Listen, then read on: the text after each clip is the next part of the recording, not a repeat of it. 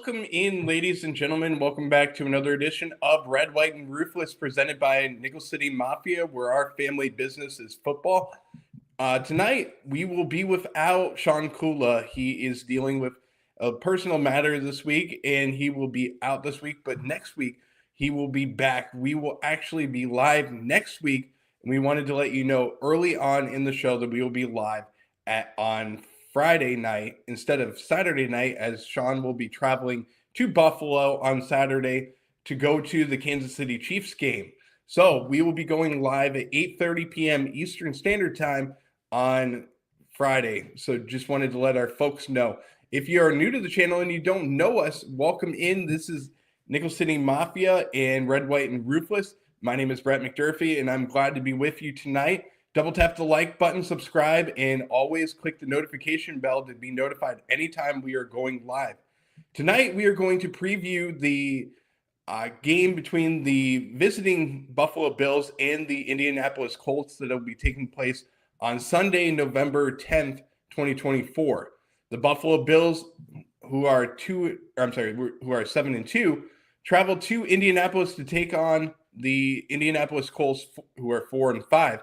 In what promises to be a hard-fought AFC showdown at Lucas Oil Stadium. The game is scheduled to take place at 1 o'clock Eastern Standard Time.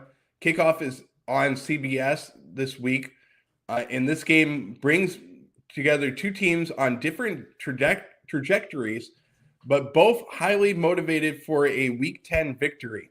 The Bills, led by MVP candidate Josh Allen, are looking to extend their lead in the AFC East and solidify their status as one of the top-tier contenders. Meanwhile, the Indianapolis Colts are fighting to stay competitive in the AFC South. We view this game as being a must-win for them to keep their playoff hopes alive. Let's go over the team overviews for this game and season storylines for both teams. We'll start with the visiting Buffalo Bills. The Bills have been one of the NFL's most consistent teams in 2024, building off of a strong foundation of offensive firepower and defensive tenacity. They are riding a 4-game winning streak this week, displaying an impressive balance on both sides of the ball. Josh Allen comes into this performance with an elite level of passing in 2,001 passing yards, 17 touchdowns, and only 2 interceptions this season. He is complemented by a rushing attack, which has a rushing ability of 211 yards this year and 3 scores on the ground from him. The dual threat quarterback is very versatile and has been a matchup nightmare, forcing defenses to account for not only his arm but his mobility this season. The Bills' offensive line has been solid this season, allowing Allen time to connect with his receivers, notably Keon Coleman and Khalil Shakir.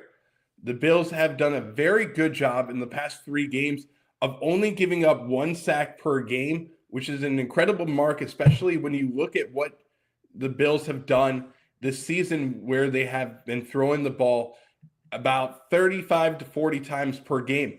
If you go over to Red, White, and Bills and check out Sean Kula's videos, he does an awesome job breaking down the offensive line film for you guys and showing you what the Bills have done each and every week. But rookie sensation Keon Coleman, who will be out this week, has become the most trusted target for Josh Allen, accumulating 417 yards and 3 touchdowns, while Shakir has emerged as a reliable contributor for the Bills with clutch catches in critical moments. He is averaging about 95%, almost 96% catch rate in the NFL, which is an incredible mark to have from a receiver that's always catching the ball. He's done a very good job this year of doing that as well, and always being the security blanket for Josh Allen. The receiving core is also backed up by a steady production from running back James Cook, who has racked up 496 rushing yards and 7 touchdowns this season. Buffalo's offense is one of the league's most balanced and dangerous attacks. You also, not only do you have to account for Josh Allen, but you also have to contribute to this attack of James Cook and also Ray Davis, who have done a very good job being balanced this season.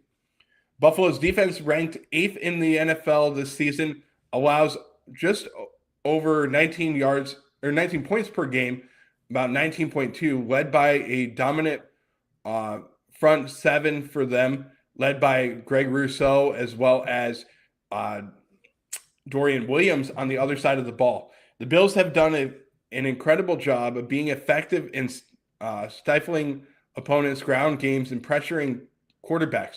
While the Bills over the last few weeks have started to give up a little bit more yards per play, it's kind of because of what the Bills are trying to do going up against bigger teams that have more receivers that you have to focus on. Remember last week for the Buffalo Bills, they had to go up against not only Tyreek Hill, but Jalen Waddle on the other side of the ball. That's why you saw a few runs from Devon Achane and the Bills giving up those big plays. And that's a focal point for the Bills because they are focusing on the passing game rather than the run game. They want teams to beat them through the running game rather than the passing game. They don't want to give up that explosive play. And that's what you saw from them this week. Or last week, I'm sorry.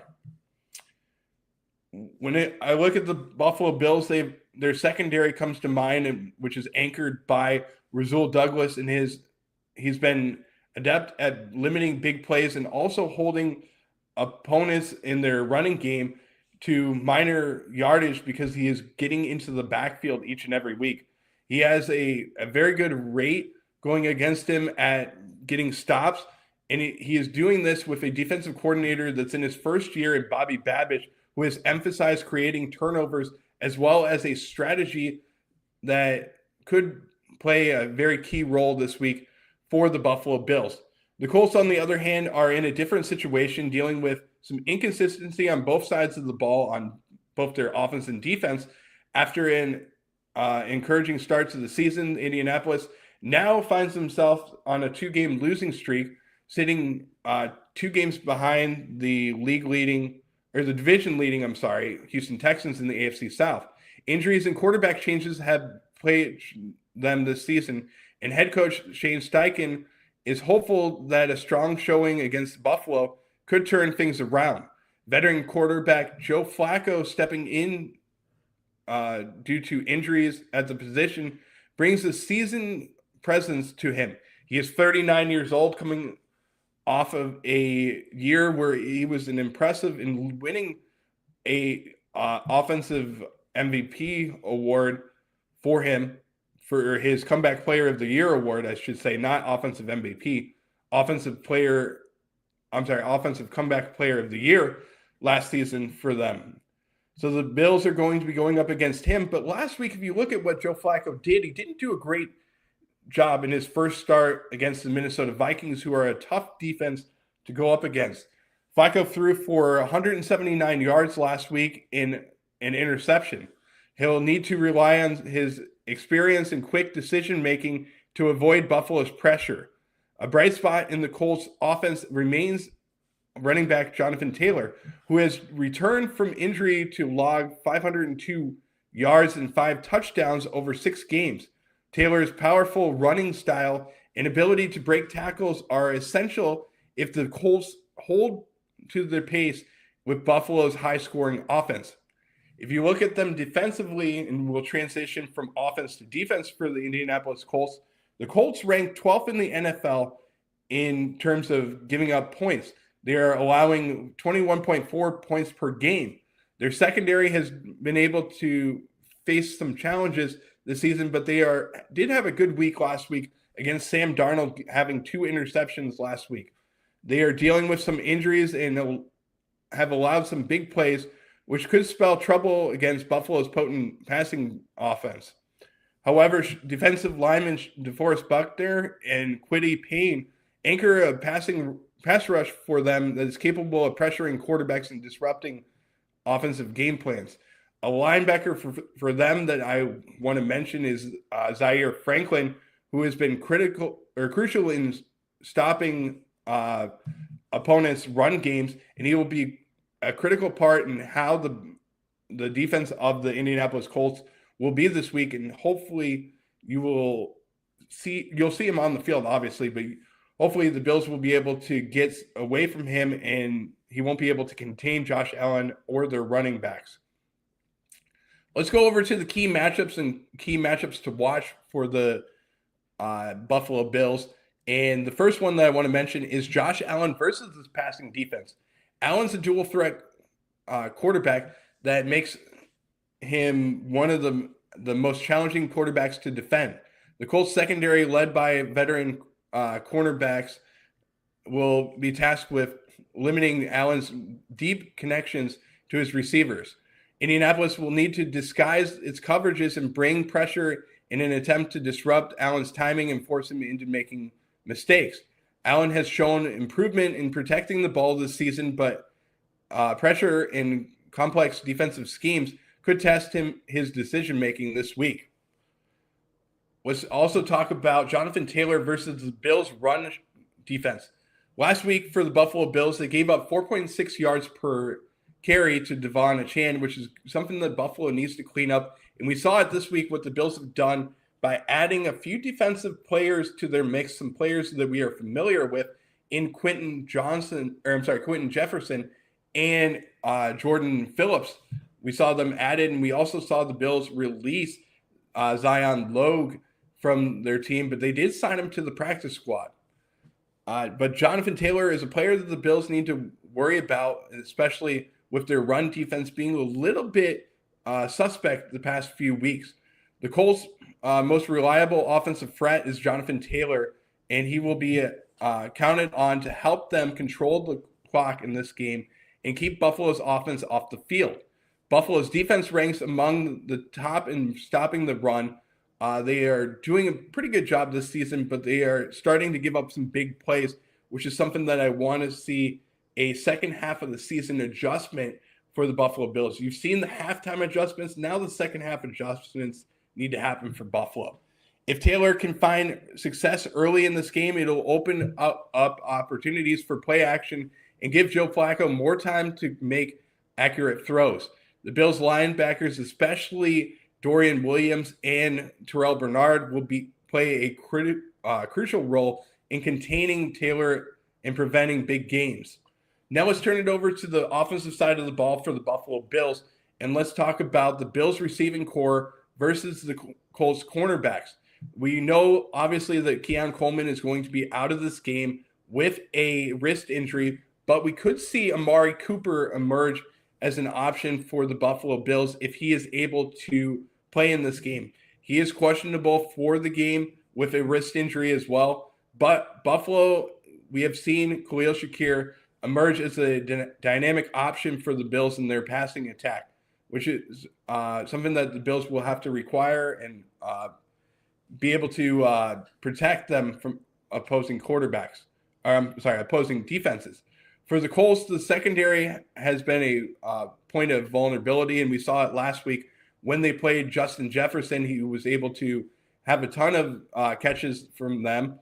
Like I mentioned, they will need to play more disciplined and avoid costly penalties, which is the areas that the Bills can exploit this week. We saw last week rookie cornerback Darrell Baker Jr. and Juju Brents step up for them, but they have been a little bit kind of fluctuating between them a little bit in terms of how wishy-washy they have been. And it's going to be a tough test for them to go up against Khalil Shakir. And if Amari Cooper plays this week, that's another tough task for them as well, especially being two young defensive backs going up against some guys that are in their third year for Khalil Shakir and a veteran in Amari Cooper. Let's go over to injury updates from the Buffalo Bills. And we do know Keon Coleman will not be playing in this game, but we do have Christian Benford as well as Amari Cooper that could be out of this game. Some other injuries of note. Obviously, every player this week did practice but Keon Coleman. So pretty much everybody is still in play for having an opportunity to play this week. But we could see some surprises this week, as we did see last week for the Bills in terms of who was active and who was inactive for them. For the Indianapolis Colts, they did have a couple of players that did not practice this week. DeForest Buckner was resting on Friday, so he did not practice. Zaire Franklin did not practice on Wednesday with an ankle injury and was full practice on Thursday and Friday, so he is expected to play this week. Other players that are out this week for the Indianapolis Colts, Michael Pittman Jr. Will be inactive with a back and finger injury. Bernard Raymond could be out this week with a concussion. He is unspecified and could be off the injury report. He did fully practice for a couple of days, but we may not see him as well. Braden Smith, another offensive tackle, did not practice with a knee injury, so we could see a little bit of a surprise. Players that are questionable for the Buffalo Bills, though, is Curtis Samuel with a pectoral injury. We did see 3 players for the Buffalo Bills, 3 wide receivers that were either called up to from the practice squad or were signed to the active roster. The first one was Jalen Virgil, was moved up from the practice squad to the active roster on the 53-man roster. We also saw Tyrell Shavers as well as KJ Hamler, both elevated from the practice squad this week. Other players that are questionable for the Buffalo Bills this week, we do have Amari Cooper with a wrist injury questionable. He will be a game-time decision. Reggie Gillum is questionable with a hip injury. Last week he did not play, neither did Cooper, so we could see both of them be inactive as well. Curtis Samuel with the pectoral injury questionable as well. Balin Spector with a calf injury was placed on IR, which opened up a spot for the Bills on their roster that they couldn't make a move after this week, so it'll be interesting to see what happens for them if they make a move, maybe get a defensive end or another wide receiver, maybe even a linebacker that they could go after. There's a couple of names that are available in the wide receiver room, as well as some linebackers and edge rushers that the Bills could go after if they feel like they need to revamp a little bit more of their defensive line, like they did this past week with their defensive tackle position. So we'll see what happens there. But let's go into the strategic game plans for both teams, and let's kind of dive into the head coaching position. We don't really do this often, but I want to get into the coaching strategy for both teams because it is important. We might see some people that are Indianapolis Colts fans that want to watch this show as well. So from Shane Steichen's point of view and their strategy is likely to emphasize a balanced offensive approach, combining Taylor's power running with short, quick passes to counter Buffalo's aggressive defense. Flacco's experience and pocket awareness will be essential to keep the offense moving, especially if the Bills focus on stopping the run. Defensively, the Colts will aim to mix their coverage schemes and bring pressure packages to rattle Allen, forcing him into making errors. For the Bills' point of view, and this is from Sean McDermott's point of view, so I'm going to put my cap on, pretend I am Sean McDermott, even though I am not as good looking as he is. I'll be honest with you guys. Don't have that bald head and a little bit of a beard. My beard is kind of a little bit of a rookie beard, I would say, compared to his. I have a little bit of the peach fuzz compared to him. So we'll try and pretend that we are Sean McDermott from his point of view. But Buffalo's approach in this game on offense will likely center around Allen's unique skill set. They'll use a mix of disguised runs, play actions, and deep shots to stretch the Colts defense vertically and horizontally. Coach Sean McDermott, myself in this scenario, may also emphasize aggressive defensive play, stacking the box to contain Jonathan Taylor and forcing Indianapolis into passing situations where Flacco is more vulnerable. Creating turnovers is a priority for Buffalo's defense, which could be game-changing if the Bills build an early lead.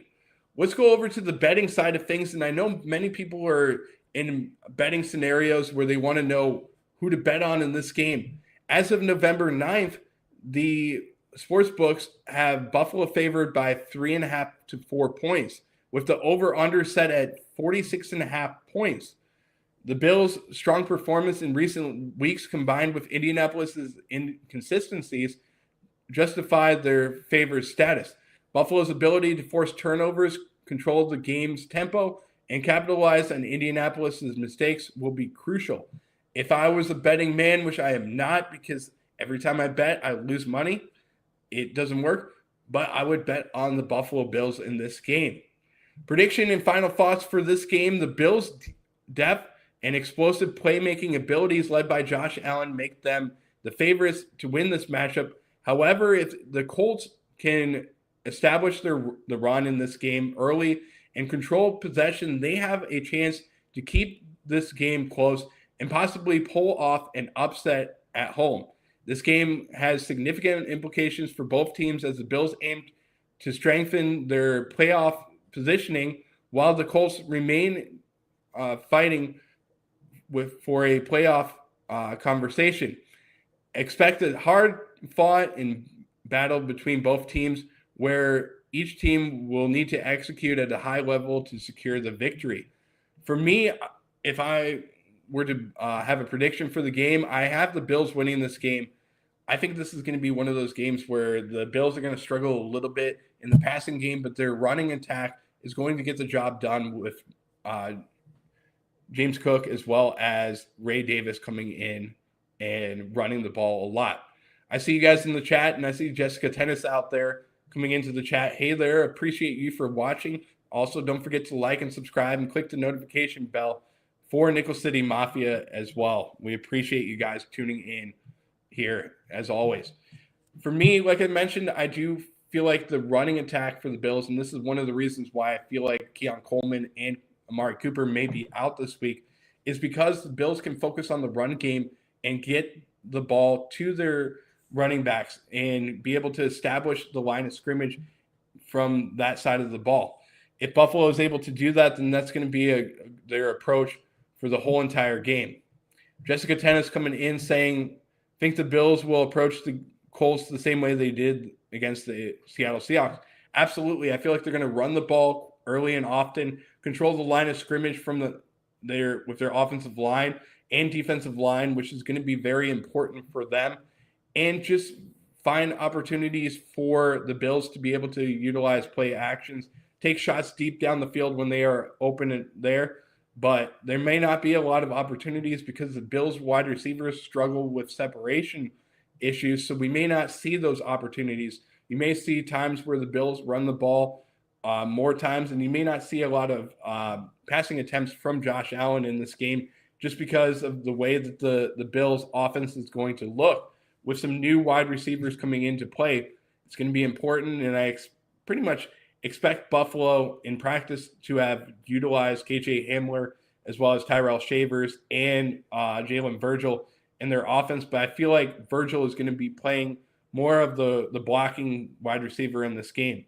Also, don't forget, we do have Mac Hollins on this team who has done a very good job over the last few weeks catching some passes and doing a good job in the pass blocking game as well as the run blocking game. So don't be surprised if you see him out there catching a touchdown as well. But a good opportunity here instead of the wide receivers, a good opportunity for somebody to have a big game who did have a lot of targets last week but didn't come up with a lot of catches is Dalton Kincaid. I feel like this is the prime opportunity for him to have a big game. We saw last week with the Vikings tight end, I'm drawing a blank on his name to be honest with you guys, but the Vikings tight end did have a good game against the Colts, and I feel like the middle of the field may be an opportunity for Dalton Kincaid as well as Dawson Knox to be able to get some catches and move the ball down the field with Josh Allen. But I feel like it's going to be a game where you're going to see a lot of runs as well as passes to Shakir and Dalton Kincaid in this game, and they're going to be the ones that get the Bills over the hump to get the victory here. Don't forget to like, subscribe, and follow us on all social media. You can find Nickel City Mafia on Instagram as well as on YouTube. Don't forget to click the like button and subscribe to Nickel City Mafia and click that notification bell to be notified anytime we are going live. This has been Red, White, and Ruthless, and we will have another show tomorrow with Jake and Mike for the post-game show. That'll be at 10 p.m. Eastern Standard Time. But don't forget to drop your score predictions in the chat as well. My score prediction is the Bills winning by a score of 35-21 over the Indianapolis Colts. It's going to be a great game inside Lucas Oil Stadium, and I know Bills Mafia is going to travel well. It's going to feel like a home game inside of a dome, and the Bills will move on to 8-2 on to face the Kansas City Chiefs.